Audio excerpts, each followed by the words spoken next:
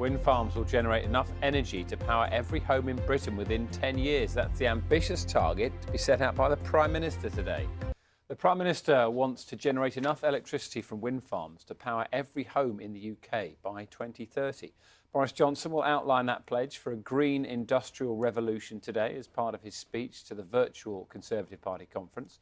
He'll promise to invest £160 million to build more offshore wind turbines. The plan aims to create 2,000 construction jobs. Families torn apart by COVID. We look at the plight of care home residents who haven't seen their loved ones in months. Feels like you're bereft, that you're going through a bereavement, but without the person actually dying. Good morning. Why from today you may well be working for longer. The qualifying age for claiming a state pension has gone up to age 66. What does that mean for the pockets of workers and for the public purse? From today, if you are 66, you'll be able to receive the state pension. It's after steady rises in the qualifying age in recent years. Nina's got all the details, and this really, people will be watching this very carefully. Yes, they will. I'm still thinking about that lunchbox and all the pile of Chinese takeaway Tupperware in my cupboard. What's wrong with that? It's fine, does the job, doesn't it? Exactly. Yeah, we're talking state pension this morning. Good morning. And you'd be forgiven for feeling slightly cheated if you're turning 65 today, because the qualifying age has just gone up. Now, this is the state pension. This is not the one that you may have through your employer. It accrues over time from national insurance contributions. If you do qualify for the full one, it's around £175 a week. That's just over £9,000 a year. And it's a really important source of income for lots of people who've retired, especially those who don't have savings or a private pension. Now, here's the big change. From today, you have to be 66 in order to qualify. And this is how the qualifying has changed over time. Any minute now. So from the 1940s, men had to be age 65 to qualify, and women had to be age 60. Then a plan was put in place to bring women into line so that they both qualify at the same age. And then from today, 2020, you can see it goes up slightly to 66, and it's going to continue to go up.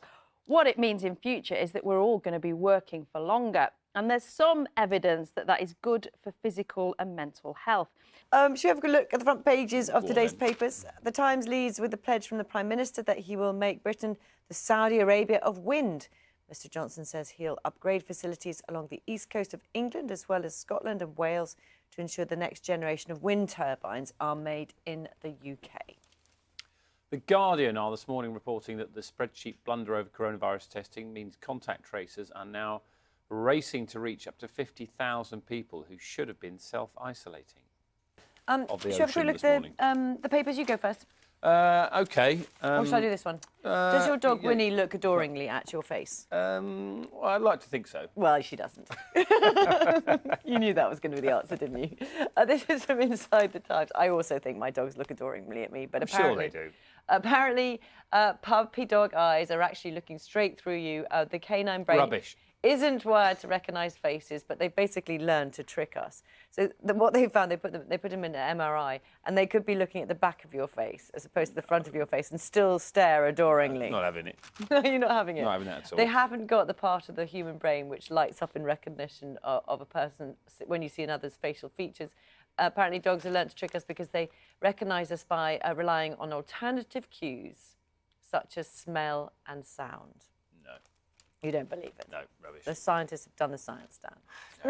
Follow the science, Louise. The Daily Mail have got this headline, pin credible, they say. The teen with the longest legs in the world. Here she is. This is Macy Curran. She's 17, and her legs apparently come in at 4 feet and 5 inches, which is 1 inch longer than the world record holder before that, who was a Russian basketball star called Katerina. Does it tell you how tall she is? Yes, I can tell you the full details, Louise. She stands proudly, apparently, at 6'10". Wow, she's 17 years old. Tall. This is her mum. Is that her mum? Yeah, this is her mum. She was 5'7" at the age of, hold on, bear with me, caller. 10? 9. She was 5'7" at the age of 9. Apparently she wants to be a model, and she is some way off the tallest woman in the world, who currently is from China, who's called Sun Fang and is 7'3". So a bit of work to do. I kind of, you know what, I do This is, I think, what we call a guilty pleasure. I do like watching I'm a Celebrity quite a lot. Yeah, it's good. It's good, isn't it? OK, I think I'm slightly disappointed that it's not going to be in the jungle, but it's near us here. It's in Wales, and they've just been having a few processes. Look, can you see this castle that it's going to be set in? They've had a few problems. Bosses have been spent... I'm not sure the bosses have been drying out the castle, but it says here, bosses spent the weekend drying out the castle where they'll be filmed after it was flooded in torrential rain. Anton Deck have been around and about, haven't they? I'm not sure when it even starts. I need to know this. Of course, it had to be changed from Australia to Wales because of Covid, and it starts next month. I wonder if they'll be able to do bush tucker trials with all sort of regulations around. Maybe the challenges have to be slightly different this time around. Well, they're going to be cold challenges, aren't they? Yeah, I'm sure. Let's face it. I've got two very quick ones. If you want to see a wet owl, It's very this cute. is Go a on, show the wet owl. young owl, Scottish owl in the West Lothian. Got a bit wet. There you go.